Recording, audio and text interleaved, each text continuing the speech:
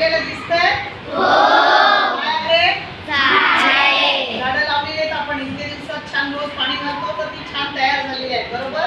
बरं, फळ्यावर मी काय लिहिलंय? एक छोटीशी गाण्याची ओळ लिहिलेली आहे. मी बोलला, तुम्ही माझ्या पाठीमागे बोलायचं. ओके, रेडी आहात? चला बोला. लावू झाडे जगवू झाडे, लावू झाडे जगवू झाडे, वाढवू झाडे, वाढवू झाडे, अवर्षणाचे प्रदूषणाचे, अवर्षणाचे प्रदूषणाचे, सोडवू कोडे, सोडवू कोडे. पुढे काय लिहिले बरं?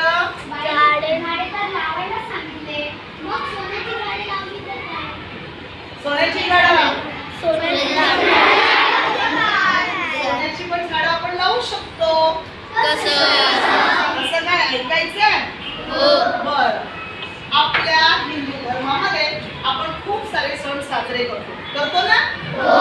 त्याच्यामध्ये आपण दसरा सण साजरा करतो, माहितीये? त्या दसऱ्याच्या दिवशी आपण काय देतो बरं इतरांना?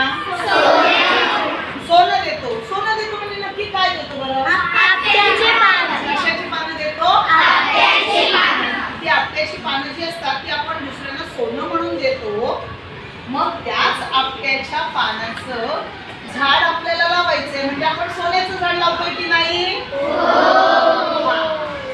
पण काय झालं माहिती का, हल्लीच्या काळामध्ये पूर्वी तर खूप झाडं होती सोन्याची.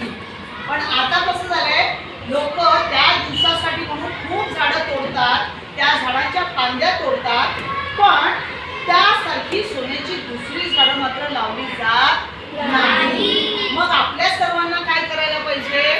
आपल्याला ही झाडं लावायची आहेत. आता ती कशी लावणार?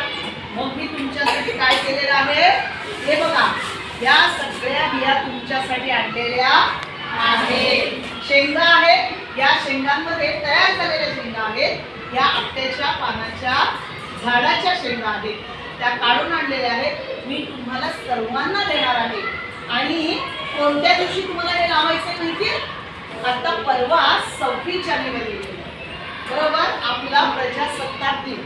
आणि त्या प्रजासत्ताक दिनाच्या दिवशी जसं आपल्या घरात एखादा सण असला की आपण काहीतरी चांगलं काम करतोय, तसंच 26 जानेवारीला आपण एक छान काम करणार आहोत. आपण आपल्या चाळीच्या परिसरात किंवा आपल्या बिल्डिंगच्या परिसरात किंवा आपल्या गावाकडे जितकं शक्य तितकं या शेंगामधील बिया काढून लावणार आहोत.